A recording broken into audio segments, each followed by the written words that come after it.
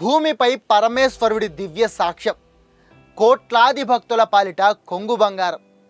శివభక్తుల జీవితంలో ఒక్కసారైనా దర్శించుకోవాలని ఆకాంక్షించే పుణ్యక్షేత్రాలు అవే ద్వాదశ జ్యోతిర్లింగాలు. ఈ జ్యోతిర్లింగాలని సాక్షాత్తు శక్తి స్వరూపాలుగా, ఆదిదేవుడైన శివుని జ్యోతిర్మయ రూపాలుగా భక్తులు భావిస్తారు. అందుకే శివభక్తులంతా వాళ్ళ జీవితంలో ఒక్కసారైనా ఈ జ్యోతిర్లింగాలన్నింటినీ దర్శించుకోవాలని, కనీసం ఒక్క జ్యోతిర్లింగాన్నైనా కళ్ళారా చూసి ధరించాలని అనుకుంటారు. అయితే అసలు మన దేశంలో ఎన్ని జ్యోతిర్లింగాలు ఉన్నాయి? ఒక్కో జ్యోతిర్లింగానికి ఉన్న ప్రత్యేకతలేంటి? అసలు జ్యోతిర్లింగం అంటే ఏంటి?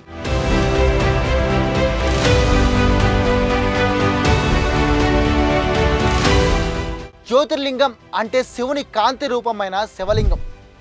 జ్యోతి అంటే కాంతి, లింగం అంటే చిహ్నం లేదా రూపం.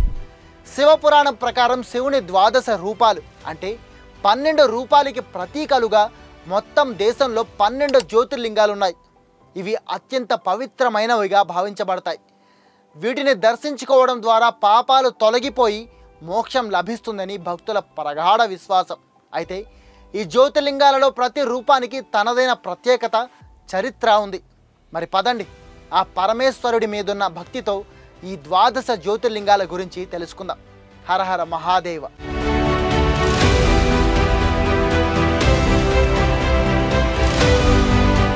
జ్యోతిర్లింగాలలో మొదటిది గుజరాత్లోని సోమనాథ జ్యోతిర్లింగం. ఇది భారతదేశంలోని మొదటి జ్యోతిర్లింగంగా పరిగణించబడుతుంది. చంద్రుడు దక్షుడి శాపం నుండి విముక్తి పొందడానికి ఇక్కడ శివుడిని పూజించి తిరిగి తన కాంతిని పొందాడని పురాణాలు చెబుతాయి. సోముడు అంటే చంద్రుడు. చంద్రుడు పూజించిన శివస్వరూపం కావడం వల్లే ఇక్కడ జ్యోతిర్లింగానికి సోమనాథ్ అని పేరొచ్చిందని భక్తులు నమ్ముతారు. ఇక ఆలయ చరిత్ర గురించి చూసుకుంటే, ఆ కాలంలో భారతదేశంపై దండెత్తి వచ్చిన అనేక మంది దుర్మార్గులు ఈ ఆలయాన్ని ధ్వంసం చేయడానికి ప్రయత్నించారట. చాలా వరకు ధ్వంసం కూడా చేశారట. కానీ ఆలయం ధ్వంసమైన ప్రతిసారి మళ్ళీ మన రాజులు దీనిని పునర్నిర్మించారు. ఇది శివుని శాశ్వత తత్వాన్ని, భక్తుల విశ్వాసాన్ని సూచిస్తుంది. జ్యోతిర్లింగాలలో రెండోది మన ఆంధ్రప్రదేశ్లోని శ్రీశైలంలో ఉన్న మల్లికార్జున జ్యోతిర్లింగం.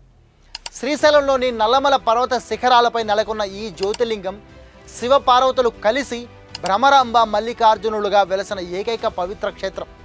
ఇది జ్యోతిర్లింగమే కాకుండా అమ్మవారికి సంబంధించిన 18 శక్తి పీఠాలలో కూడా ఒకటిగా ప్రసిద్ధి చెందింది. కార్తికేయుడు, గణేశుడి మధ్య జరిగిన పోటీలో శివుడు, పార్వతి ఇక్కడ వెలసినట్లు పురాణాలు చెబుతున్నాయి.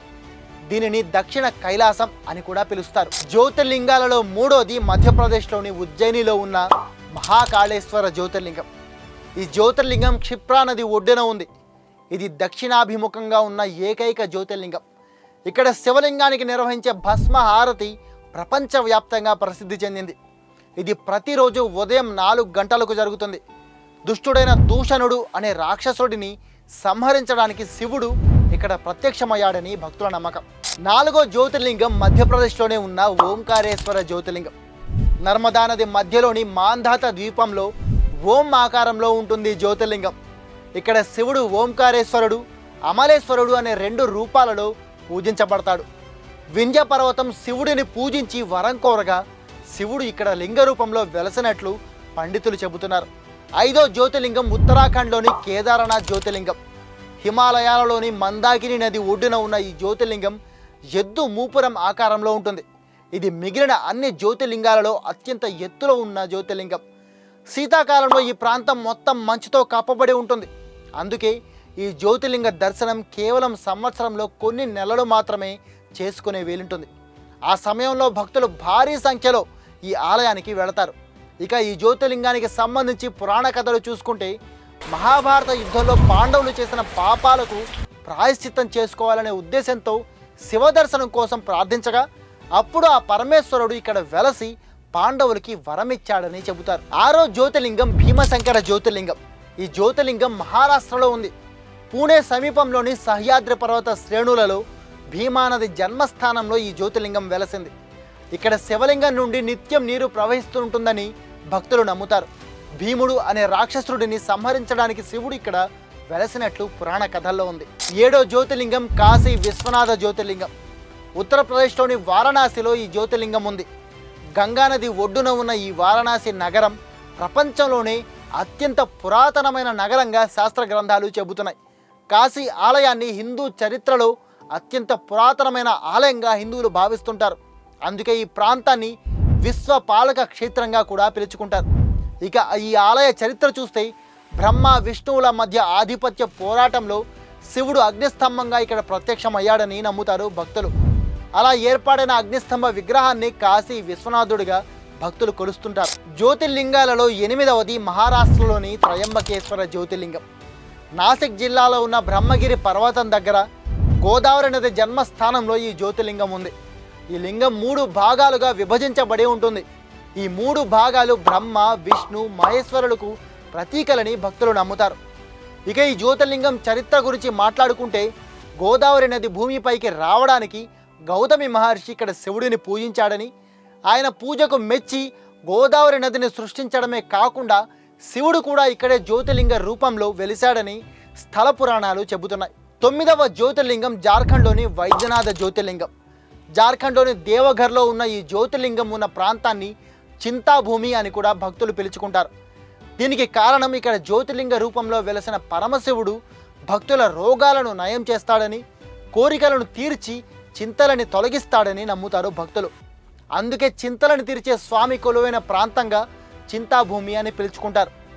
ఇక ఈ జ్యోతిర్లింగం చరిత్ర గురించి మాట్లాడుకుంటే రావణుడు శివుడిని లంకకు తీసుకురావడానికి ప్రయత్నించగా శివుడు ఇక్కడ లింగ రూపంలో వెలసినట్లు పురాణాలలో చెప్పబడి ఉంది. 10వ జ్యోతిర్లింగం గుజరాత్లోని నాగేశ్వర జ్యోతిర్లింగం.